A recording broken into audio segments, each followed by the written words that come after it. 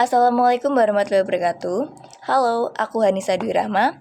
Aku dari Institut Agama Islam Darul Amal Lampung, Prodi Ekonomi Syariah. Di sini aku mau menjelaskan tentang penyakit hati seperti ria, hasad, ujub, dan takabur. Penyakit hati dalam terminologi Islam sering disebut sebagai amradul qulub. Jika dibiarkan, sifat-sifat ini tidak hanya merusak pahala ibadah, tetapi juga mengganggu kesehatan mental dan hubungan sosial kita. Berikut adalah penjelasan lebih lanjut tentang keempat penyakit hati. Yang pertama, ria. Ria adalah pamer. Ria adalah melakukan ibadah atau kebaikan dengan tujuan untuk mendapatkan pujian orang lain. Ini adalah penyakit hati yang sangat berbahaya karena dapat menghapus pahala ibadah kita. Ria juga dapat berubah sebagai salat di depan orang lain untuk dipuji. Yang kedua, bersedekah dengan tujuan dipuji. Yang ketiga, berpuasa dengan tujuan untuk menunjukkan kekuatan diri. Untuk yang kedua, hasad. Hasad adalah iri hati. Iri hati adalah merasa tidak puas dengan nikmat yang dimiliki orang lain. Ini adalah penyakit hati yang dapat membuat kita tidak bahagia dan tidak puas dengan apa yang kita miliki.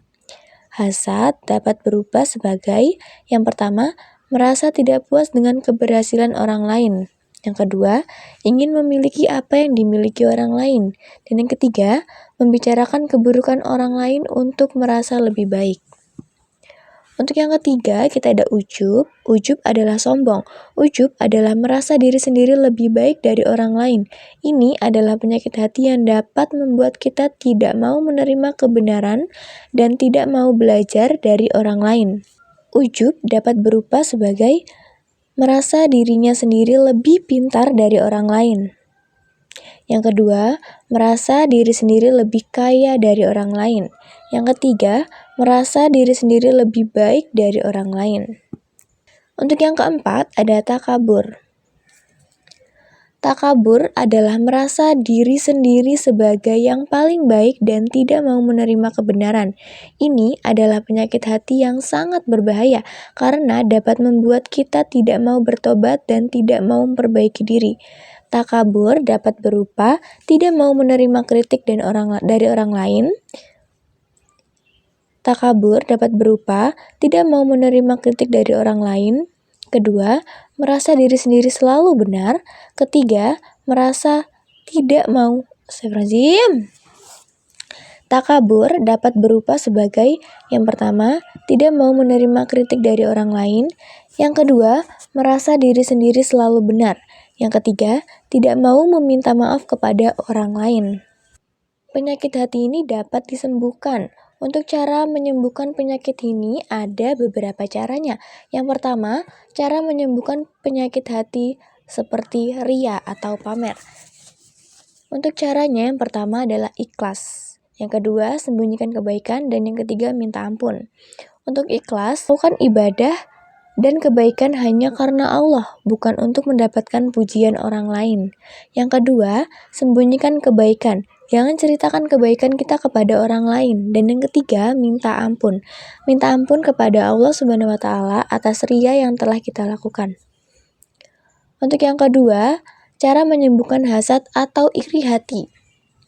Yang pertama adalah syukur nikmat yang kita miliki.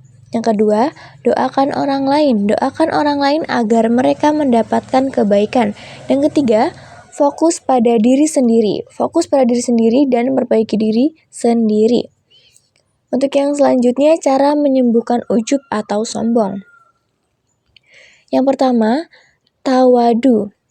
Jadilah rendah hati dan tidak sombong. Dan yang kedua, minta maaf. Minta maaf kepada orang lain atas kesalahan kita. Dan yang ketiga, belajar dari orang lain. Belajar dari orang lain dan mengakui kelebihan mereka. Untuk selanjutnya, cara menyembuhkan takabur.